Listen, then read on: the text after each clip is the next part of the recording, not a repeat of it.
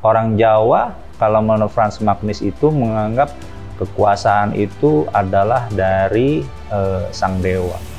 Memang karena proses literasi kita yang mungkin lebih menekankan bukan pada tulisan, tapi pada lisan, kita atau Rocky Gerung agak tergagap untuk memahami politik Jawa. Dalam perspektif Jawa, gaya diksi dan lain-lain kurang pas. Gitu.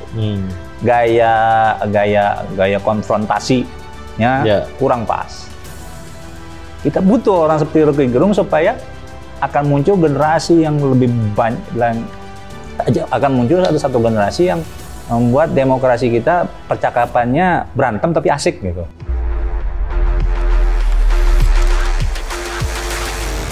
Halo sahabat OMB, obrolan bola kembali.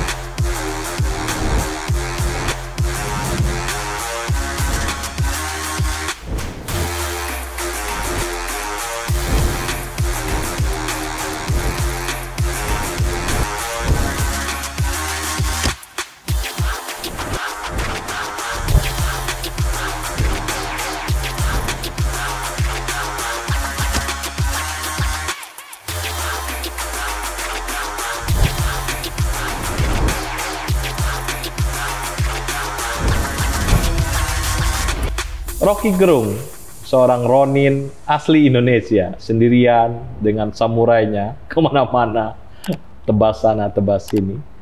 Dengan, ya tidak ada bisa yang menyaingi argumentasi atau apapun yang keluar di kepala Rocky Gerung. Hari ini kita bahas Rocky Gerung selama rezim Jokowi berkuasa, 9 tahun Jokowi berkuasa, gimana kita melihat apa sebenarnya yang diperjuangkan Rocky Gerung dan apa sisi baik Rocky Gerung untuk bangsa ini. Bung Anies, gimana nih? Ya, Rocky Gerung pertama kali mendengar langsung diskusi dia itu waktu saya tahun 2008 ya, berarti 15 tahun lalu. Itu kita diundang Forum Aktivis Bandung. Yang salah satu dengkotnya itu Kang Radar Tribaskoro. Forum Aktivis Bandung itu mau mempersiapkan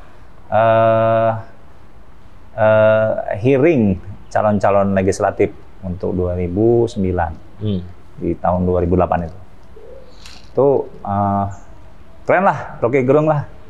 Dia bisa membuat bahwa ketika demokrasi Yunani itu berjalan, itu bukan sesuatu yang utopia. Orang ikut berdinamika, bercakap-cakap. Kata-kata percakapan itu pertama kali udah lama dengar dari Rocky Gerung tuh di situ di Forum Aktivis Bandung, FAB. Retorikanya oke. Bukan oke lagi, keren ya. Ternyata dia di UI-nya mengambil banyak kuliah, ikut filsafat, ikut ekonomi, ikut teknik, cuman yang diluluskan sama dia filsafat aja. Tapi ternyata track record dia dalam pembuatan jurnal-jurnal ekonomi yang sangat rumit, dia bisa. Wah, jarang orang polimat, zaman sekarang kan polimet. Itu bahasa. Kalau ini bidang? Bukan, kalau bahasa poliglot. Polimet ini jarang. Oh, polimet ya? Mungkin kalau di Amerika ya, orang kayak Noam Chomsky. Ya. Itu juga polimet tuh ya? Polimet, karena dia kan basicnya matematik, tapi menjadi pakar linguistik, sekaligus pengamat politik yang mumpuni sampai sekarang. Padahal kan matematik dengan linguistik ini kan kunci dari ilmu nih. Kunci dari ilmu. Dia bisa megang kunci dari ilmu. Kalau di Indonesia filsafat ya, kunci dari ilmu. Karena kan memang di Indonesia ini sebenarnya banyak ajaran-ajaran itu kan yang menjadi pedoman kehidupan itu kan sebenarnya sifatnya filsafat Jawa, filsafat Islam, Hindu, Buddha dan lain-lain, Kristen. Itu kunci untuk memahami kehidupan yang dinamika kehidupan di Indonesia ini. Nah, seperti Noam Chomsky, dia mampu Rocky Gerung seperti itu. Dan cukup konsisten dari mulai dulu mungkin hanya dikenal oleh aktivis-aktivis pro demokrasi dari forum ke forum, sekarang terkenal di media sosial. milenial senang sekali mengquote pernyataan Rocky Gerung. Mungkin dia nggak bayangkan ini bisa terjadi gitu. Kata-kata dia yang rumit itu dimakan orang. Dan ditambah lagi Rocky Gerung ini memang latar belakang dia yang dekat dengan orang-orang bekas PSI, Partai Sosialis Indonesia-nya Syahrir, itu kan backup intelektual dia juga kuat. Gitu. Bukan nobody lah, istilahnya. Bukan nobody's person. Dia apa ya? Kalau nobody's person kan maaf ya, seperti beberapa influencer, ini orang siapa sih? Kita nggak tahu. Dia nggak gitu. Memang punya backup intelektual yang confident, yang bisa dipercaya sama kita. Nah, banyak orang benci ya, tapi banyak juga orang rindu ya, Rocky Gerung nih. Ya. Tapi kemarin dibahas oleh Mas Bambang ya, Bambang Pacul. Oh, Bambang Pacul ya. Mas Bambang Pacul bilang Total Politik ya. Iya. Ya. Tapi Rocky Gerung ini nggak bisa baca langkahnya Jokowi. Ini sebenarnya saya pikir itu menarik ya, pernyataan dari Bambang Pacul. Dan Rocky bermain di ujung-ujungnya saja, tapi sampai sekarang nggak kebaca sama dia kan. Sampai sekarang nggak kebaca. Apa nih nextnya Jokowi ini apa tuh nggak pernah kebaca. Ini gimana kita melihatnya, Bung Hanif? Karena filsafatnya Rocky Gerung itu ontologinya adalah materialisme. Materialisme, sehingga harus proses yang dilihat harus sesuatu yang sifatnya transparan, kasat mata, sebagaimana demokrasi di negara barat, dan nggak bisa pakai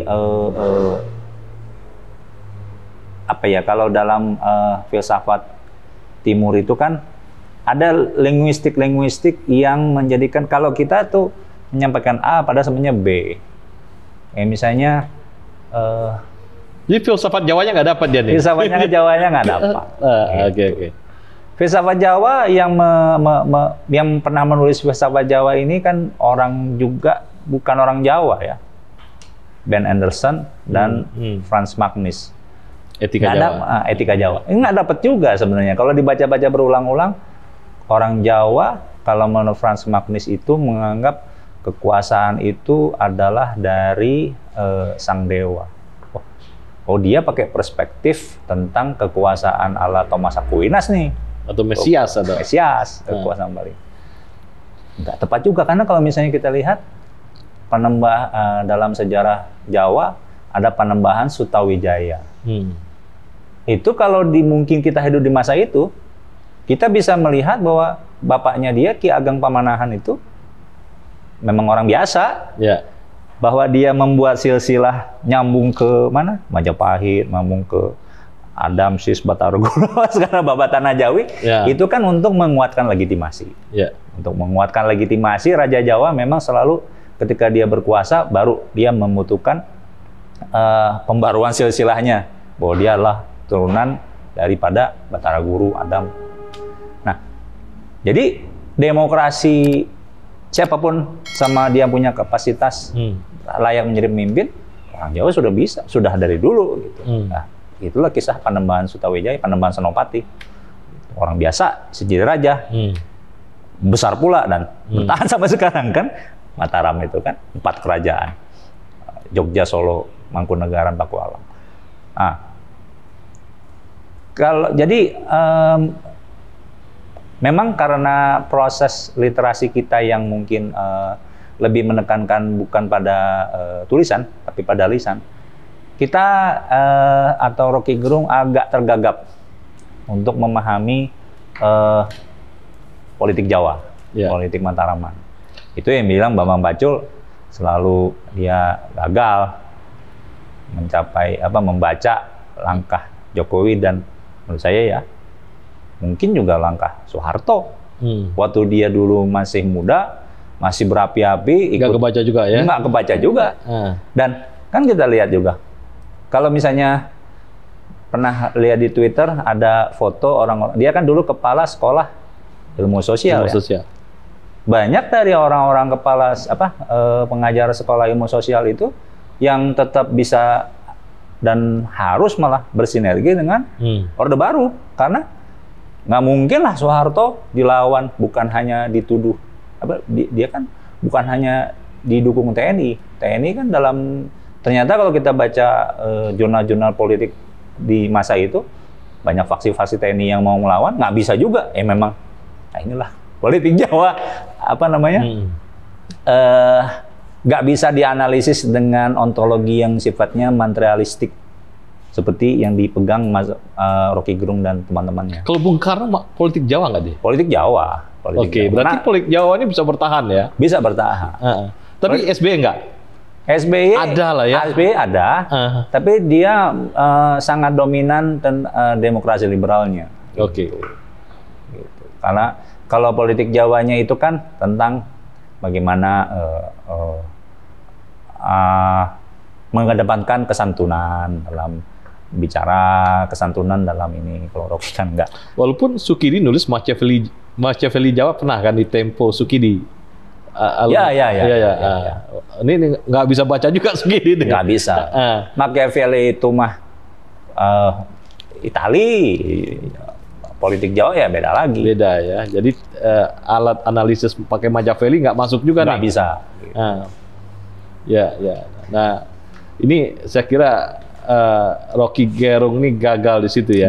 Gagal di situ. Walaupun untuk analisis-analisis yang bersifat tematik masih kuat, tapi analisis kekuasaannya belum ya untuk selama ini. Tapi sebagai seorang yang selalu oposisi, apa yang menarik dari Rocky Gerung? Satu, dia menawarkan perspektif yang konsisten. Karena kan kalau orang beroposisi, iman beroposisi di Indonesia ini kan harus realistis ya. Dia bisa konsisten tetap di jalur oposisi. Karena kalau kita lihat oposisi di negara lain, ada partai politik yang membackup, dia enggak. Dia kan kadang di backup, kadang ditinggal. Kayak misalnya, kalau misalnya dulu dia dikatakan dekat dengan SBY dan Partai Demokrat, Partai Demokratnya udah ke Jokowi sekarang.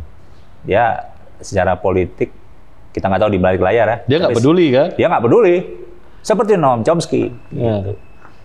Nah, hanya saja kadang memang dalam perspektif Jawa, gaya diksi dan lain-lain kurang pas. Gitu.